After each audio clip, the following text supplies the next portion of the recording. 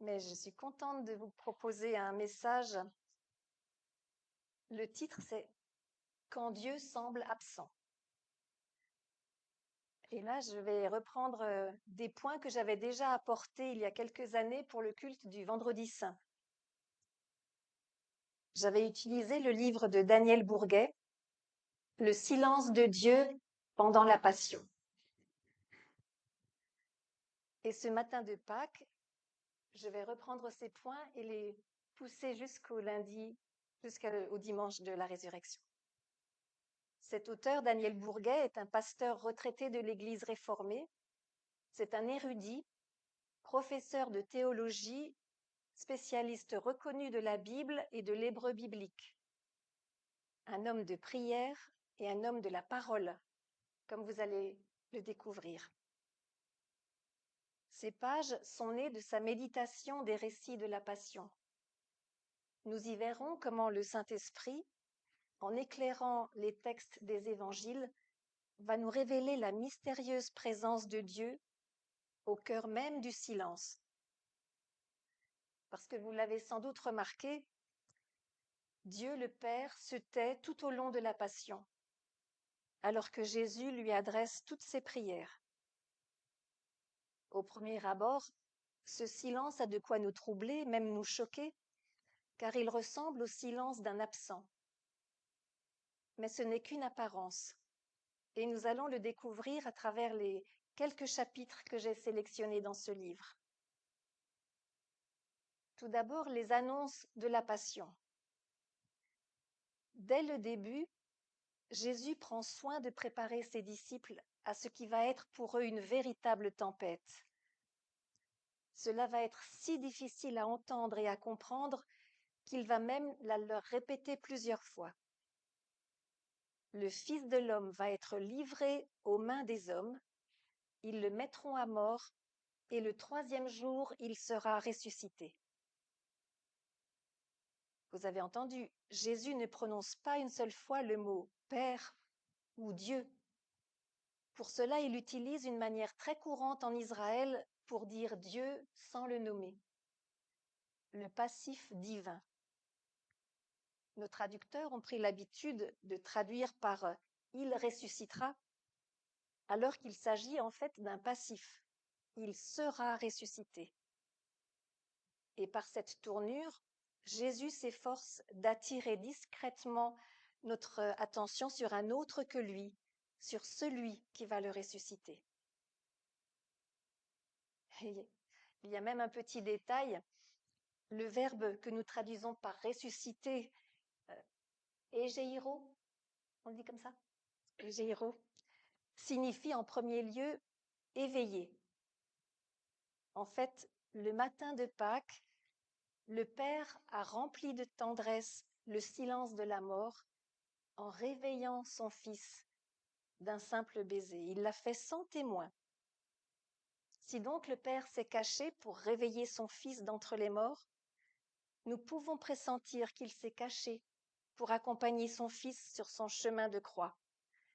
Et c'est ce que nous allons voir dans les prochains chapitres. Nous voilà maintenant à Gethsémanée. Dans ce jardin, nous voyons que pour Jésus, son Père est présent, qu'il est là et que cela ne fait pas le moindre doute. C'est pourquoi il lui adresse sa prière sans même élever la voix et crier. Il sait que son Père est là, en secret, en silence, comme il le fait dans notre chambre pour accueillir notre prière. Ses disciples se sont endormis. Vous me laisserez seul, avait dit Jésus avec une pointe de souffrance dans le cœur. Mais je ne suis pas seul, car le Père est avec moi. Merveilleux Père du psaume 121, qui ne dort ni ne sommeille.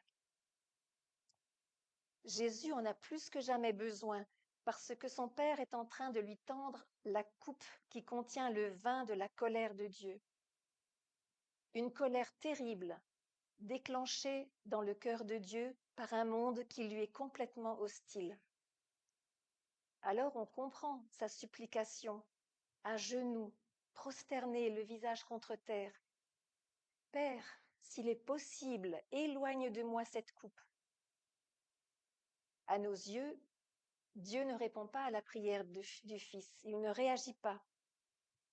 Ce que nous percevons, c'est son silence, si semblable à celui d'un absent.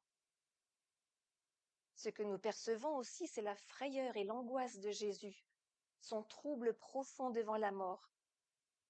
Mais quelque chose va se passer qui va transformer le Fils, le revivifier au point que, au moment de son arrestation, le seul fait de répondre « c'est moi » va faire tomber à la renverse la troupe d'hommes armés. En fait, la réponse du Père à la prière de Jésus est immédiate et survient à travers l'apparition d'un ange. Cet ange qui se fait voir rend visible la présence du Père. Et à travers lui, c'est le Père qui vient fortifier Jésus. Au moment de l'extrême faiblesse du Fils, l'apparition de l'ange procure la force de la présence du Père. Un ange, par définition, est un messager, un porteur de messages. C'est sa fonction première. Or, voici qu'il ne dit rien. Son message est un silence qui dit la compassion et la tendresse du Père pour son Fils angoissé. C'est ainsi que nous voyons à quel point le Père est là, sans défaillance, merveilleusement présent pour donner au Fils la force d'aller jusqu'au bout. Sitôt le oui prononcé, quand Jésus dit « non pas ce que je veux, mais ce que tu veux », alors le Père lui donne sans plus tarder la force d'accomplir ce oui. Pour la suite, nous verrons que l'auteur n'a pas cherché à harmoniser les 4 évangiles. Ils ont des différences flagrantes. C'est impossible d'harmoniser. Mais il s'est concentré sur le récit de Marc. À force de prière et de travail sur le texte, il a mis en lumière des détails qui vont confirmer combien Dieu n'a pas cessé de remplir le silence de sa présence. Dans cette 3e étape, nous rencontrons Simon de Cyrène. L'épisode que nous rapporte Marc et qui relate l'intervention de cet homme sur le chemin de croix tient en un seul verset. Les soldats réquisitionnèrent un passant, un certain Simon de Cyrène, venant des champs, le père d'Alexandre et de Rufus, pour qu'il porte sa croix. Un seul verset. Mais l'auteur, Daniel Bourguet, s'est plongé dans ce mystère et je vais vous partager sa découverte étonnante. Après les fausses accusations, les moqueries, les grossièretés, les cris, les coups et tout le tumulte, le silence semble s'être installé. Jésus ne dit rien, il reste en silence jusqu'au Golgotha. Et ce silence est le lieu de sa prière. Tout le chemin de croix est pour lui un chemin de prière. Aux côtés de Simon, Jésus prie en silence, se préparant à la mort. Simon respecte ce silence et ne dit rien. Peut-être que lui aussi prie en silence. Alors, que dire du Père durant ce long silence sur le chemin parcouru au pas d'un condamné à mort? Jésus serait-il dans l'attente d'une nouvelle parole d'amour de son Père ou de quelques signes de sa part qui lui donneraient la force, une force supplémentaire pour le dernier combat? L'expression Simon, père d'Alexandre et de Rufus, va nous éclairer, parce que c'est absolument unique dans toute la Bible de présenter un homme de cette façon. La coutume veut qu'un homme soit présenté par rapport à son père, comme on dit Jacques, fils d'Alphée, ou Jacques, fils de Zébédée. Ce que Marc nous suggère ici, c'est que l'homme qui est en train de porter la croix de Christ est un père, et qu'il a pour se condamner une attention de père, un cœur de père, une compassion de père. Il est là, dans un silence de père, comme une présence paternelle, et qu'ainsi pour le Christ, c'est son Père qui s'est approché de lui, invisiblement à travers cet homme visible, en silence à travers cet homme silencieux, le soutenant à travers le soutien de cet homme, rythmant son pas au rythme du sien. Ce n'est pas un ange qui est descendu du ciel pour venir fortifier le Christ, c'est le Père lui-même qui est venu porter la croix de son Fils. Et tout cela en silence, un silence d'une infinie beauté. Dans la dernière étape, nous allons voir intervenir Joseph d'Arimathée. L'évangile de Marc nous parle d'un illustre inconnu, un certain Joseph d'Arimathée. Nulle part ailleurs il ne sera fait mention de lui. Même sa ville d'origine, Arimathée, est inconnue des Écritures, comme pour nous signifier que Joseph est à considérer comme un homme issu du mystère, peut-être même du secret de Dieu. La Bible nous dit qu'il était un disciple de Jésus, mais en secret. Voici donc un homme qui sort de son secret et ose aller réclamer le corps de Jésus à Pilate. Mais après ces tractations, Joseph va redevenir silencieux, depuis la descente de la croix jusqu'à la mise au tombeau. Son silence est souligné par la présence de femmes qui assistent à toute la scène dans un total silence. Pourtant, la coutume voudrait qu'elles fassent entendre leurs pleurs. Nous sommes à l'entrée dans le sabbat. Selon la tradition, la liturgie est confiée aux femmes. Elles devraient entonner des chants et des prières. Mais non, tout est silence. Non seulement Joseph est silencieux, mais il est aussi seul pour accomplir toute l'œuvre qu'il a eu à cœur d'entreprendre. Une œuvre qui, à vrai dire, relève de l'impossible pour un homme seul. Comment, en effet, un homme a-t-il pu seul descendre de la croix un crucifié, l'envelopper dans un linceul, le déposer dans un tombeau et rouler cette énorme pierre? Marc semble avoir délibérément souligné que ce que fait Joseph est de l'ordre de l'impossible. Devant cet homme seul, les femmes n'interviennent pas, alors que cette tâche est traditionnellement confiée aux femmes. Elles restent en silence et contemplent. Elles semblent être comme retenues par quelque chose qui les dépasse et qui relève du mystère. Si l'on passe en revue les ensevelissements mentionnés dans la Bible, on s'aperçoit que jamais personne n'a été enseveli par un seul, hormis une exception, et qui là aussi relève du plus profond mystère. Il s'agit de Moïse, l'ami de Dieu, son intime. Il nous est dit que Moïse est mort sur la bouche de Dieu, ou cette autre traduction, sur un baiser de Dieu. Et le texte poursuit par ces simples mots, et il l'ensevelit.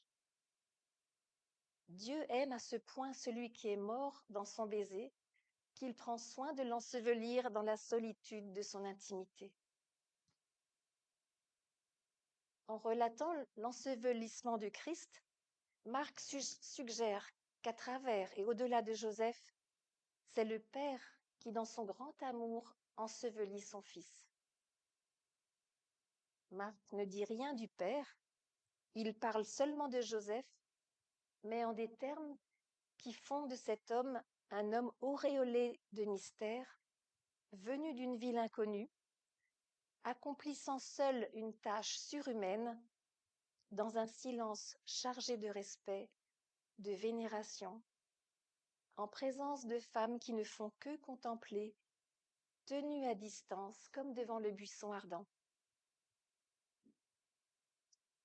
Le fait que l'homme venu d'Arimathée s'appelle Joseph est encore riche de sous-entendus pour éveiller notre attention, surtout lorsque nous constatons que les femmes qui contemplent la scène ont toutes les deux le même nom, Marie. Lorsque Jésus, au début de sa vie, fut couché dans une crèche, Marie et Joseph étaient là pour prendre soin de lui et contempler le mystère de l'enfant.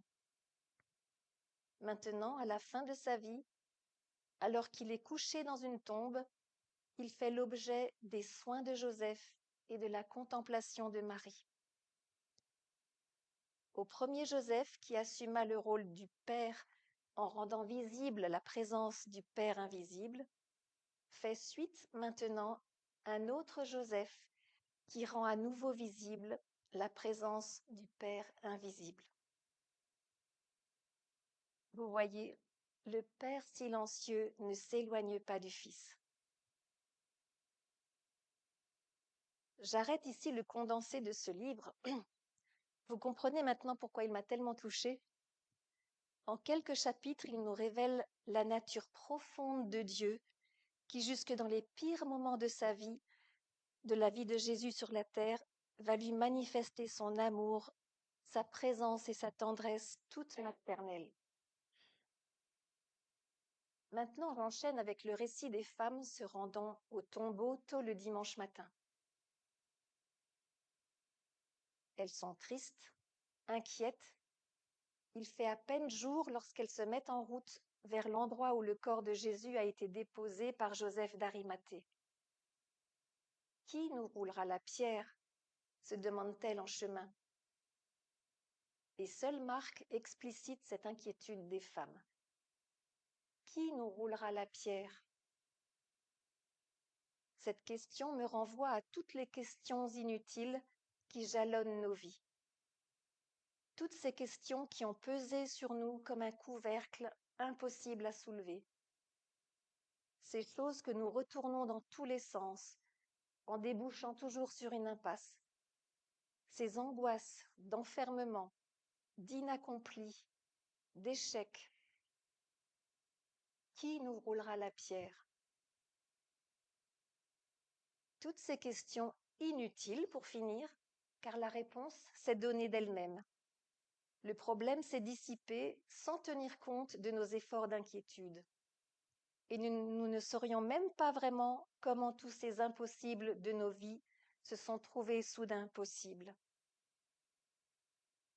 Chez Matthieu, les femmes voient l'ange rouler la pierre, mais chez Marc, elles ne le voient pas. Elles arrivent et la pierre est déjà roulée.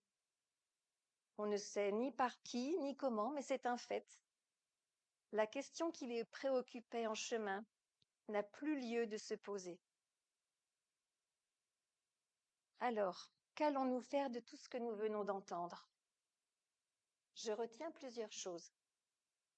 La première, il y a tant de fois où à nos yeux, Dieu ne fait rien, ne dit rien, n'intervient pas et semble étrangement lointain et absent, au cœur même des temps particulièrement éprouvants, alors que pourtant il est là, de manière discrète, caché à nos yeux, mais intervenant magnifiquement. Ensuite, je retiens de cette lecture que parfois il peut arriver que nous soyons des Simons pour nos frères et sœurs, en arrivant juste au bon moment pour les aider à porter leur fardeau, comme si Dieu nous avait réquisitionnés pour leur venir en aide. Et là, il s'agit d'être à l'écoute de cette petite voix qui nous suggère une intervention pour porter secours à quelqu'un. Ou alors, à l'inverse, nous pouvons découvrir que dans un moment difficile, Dieu a été présent et à l'œuvre à travers l'aide opportune d'une personne qui s'est présentée à nous au bon moment, avec les qualités, le savoir-faire, les bons conseils, l'amitié, l'écoute, peut-être une aide financière, comme un ange tombé du ciel. Le problème insoluble qui nous inquiétait tant a tout à coup trouvé sa solution. Et je constate que très souvent cette aide ne tombe pas du ciel. Dieu aime se servir des frères et sœurs de l'Église pour porter secours à l'un des siens qui passe par des difficultés.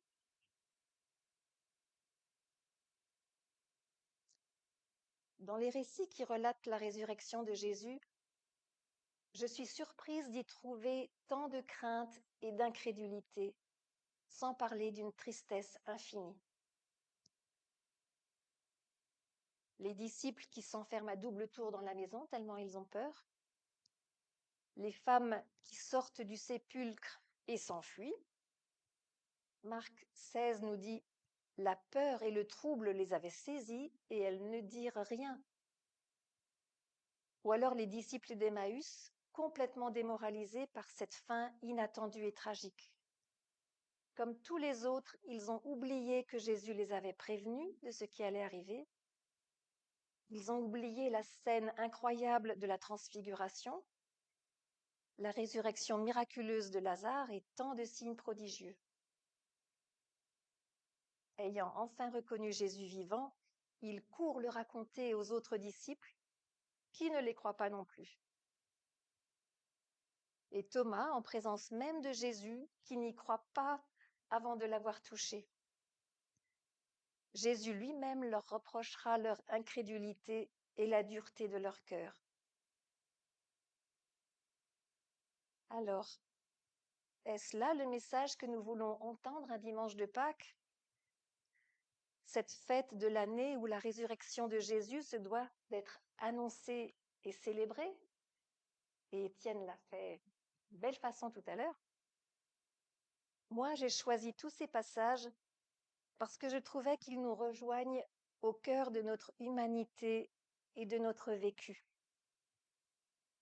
Non, nous ne sommes pas toujours triomphants et courageux, malgré notre appartenance à l'Église du ressuscité. Comme tous ces personnages que nous avons vus se succéder dans les évangiles, nous aussi nous sommes capables d'oublier les promesses contenues dans la Bible. Nous aussi nous sommes capables d'avancer en nous concentrant sur nos peines et nos déceptions, en entretenant nos peurs, en échafaudant des plans tout humains pour nous sortir des difficultés. Et pourtant, il y a autour de nous tant de signes discrets mais tangibles que Dieu est vivant et agissant au cœur de nos vies, aujourd'hui, demain, toujours. Je répète ce paragraphe, c'est ce que je voulais vous laisser. Comme tous ces personnages que nous avons vus se succéder à la fin des évangiles, nous aussi nous sommes capables d'oublier les promesses contenues dans la Bible. Nous aussi nous sommes capables d'avancer en nous concentrant sur nos peines et nos déceptions, en entretenant nos peurs, en échafaudant des plans tout humains pour nous sortir des difficultés. Et pourtant, il y a autour de nous tant de signes discrets mais tangibles que Dieu est vivant et agissant au cœur de nos vies, aujourd'hui, demain, toujours. Alors exerçons-nous à les repérer pour rester dans la confiance et la reconnaissance. Je termine avec ce beau texte de Marion Muller-Collard, qui le dit joliment. Nos questions inutiles nous agitent comme des papillons de nuit. Quelque chose nous retient aux marges de la lumière. Nous nous prenons les ailes dans le filet de nos inquiétudes. Nous ne voyons pas plus loin que le bout du possible et nous n'imaginons que le déjà connu. Bien souvent, nous ne savons ni pourquoi ni comment un lendemain arrive et la lumière neuve que nous n'attendions plus. Hors de notre vue, tu as roulé la pierre de nos enfermements. Tu ouvres nos vies, l'espace pour l'incroyable. Et nous reconnaissons ta voix dans le jardin où germent tous les possibles. Merci au Saint-Esprit qui nous révèle toutes ces choses et nous galvanise. Je n'en ai pas parlé depuis le début de ce message, mais il est le deuxième plus grand cadeau que Dieu ait donné à l'Église, après celui de son Fils, le Sauveur tant attendu, le parfait agneau de Dieu qui ôte les péchés du monde. Dans 40 jours, c'est sa venue que nous fêterons. Lui, il est capable de nous remplir de courage, de force, d'espérance et d'amour. Amen. J'ai proposé un chant pour conclure ce message. Seigneur, ta présence fait la différence. Seigneur, nous croyons que dans nos vies, tu interviens bien plus souvent que ce que nous pensons. Et tu nous encourages ce matin à guetter tous ces signes de ta présence, même quand elle est tellement discrète et silencieuse. Et ça nous fait du bien de savoir que tu es vivant et qu'il y a une grande différence dans nos vies quand nous le croyons et nous nous appuyons sur ses promesses. Merci Seigneur. Amen.